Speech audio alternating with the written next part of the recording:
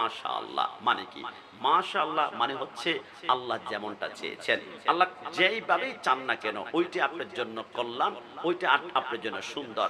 আপনি কল্পনা করেছেন একজন মা যখন সন্তান গর্ভ থেকে দুনিয়া জমিনে প্রসব করে, অনেক সন্তান আছে আপনি 1 ঘন্টা পর দুনিয়াতে আসার পরে মরে যায়, 2 ঘন্টা পর মরে যায়। কিরে বাবা, একদিন পরে মারা যায়। আল্লাহ প্রয়োজনটা কি ছিল যে এই সন্তানটা একদিন আসি দুনিয়ার জমিন থেকে বিদায় গ্রহণ করবে, একে মায়ের পেটেই না দিতেন।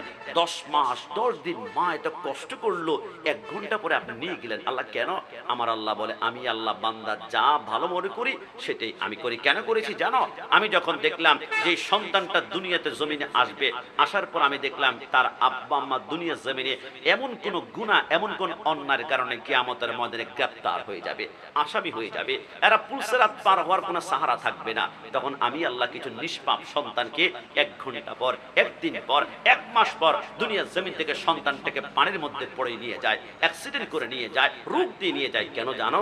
কারণ নাবালেগ সন্তান যারা মৃত্যুবরণ করেছে কিয়ামতের ময়দানে এরা যাওয়ার সময় আল্লাহর কাছে ফরিয়াদ করবে, আল্লাহ আমার মা 10 মাস 10 দিন কষ্ট করেছে, প্রসব বেদনায় চিৎকার করেছে, মার বুকটা ফেটে যায়, কিন্তু মা কোনোদিন অভিযোগ করে নাই। আল্লাহ ওই মা কোথায়? আল্লাহ একটু বলুন না। আমার আল্লাহ বলবে তোমার আম্মা তো জাহান্নামে, তোমার বাবা তো জাহান্নামে আসামি অপরাধী হয়ে গিয়েছে।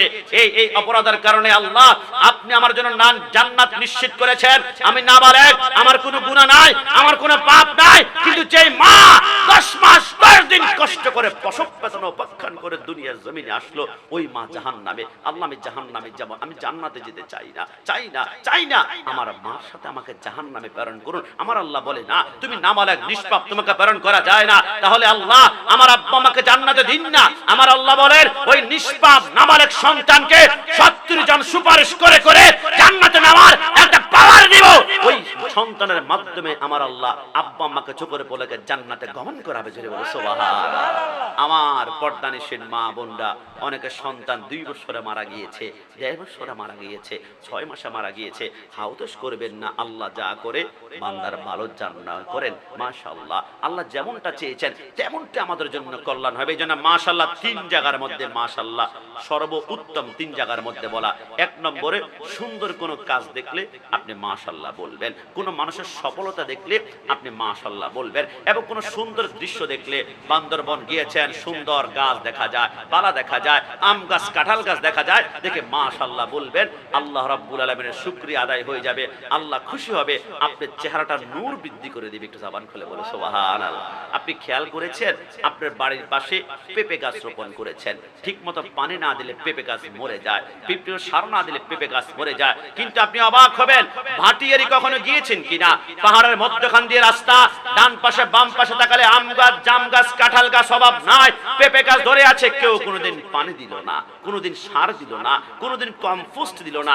আপনি খেয়াল করেছেন আপনার বাড়ির পাশে তেলাপিয়া চাষ করা হয়, পাঙ্গাস মাছের চাষ করা হয়, ঠিক মতো খাবার না দিলে আপনার মাছ বড় হয় না। কিন্তু ইলিশ মাছের কেজি নাকি 1700 টাকা, কোনোদিন কেউ কোনোদিন একটা খানা দিল না।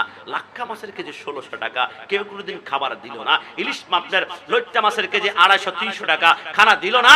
আপনার কোরাল মাছের কেজি 900 টাকা, কেউ কোনোদিন খানা দিল না। আল্লাহ বুঝলাম না ওই সাগরে এত মধুর মধুর সুস্বাদু মাছ আসে কোত্থেকে, আর ওই পাহাড়ে আম, জাম, কাঁঠাল, পেয়ারা আপনার সেখান থেকে পেঁপে কোত্থেকে আসে? আমার আল্লাহ বলে শুনতে চাও?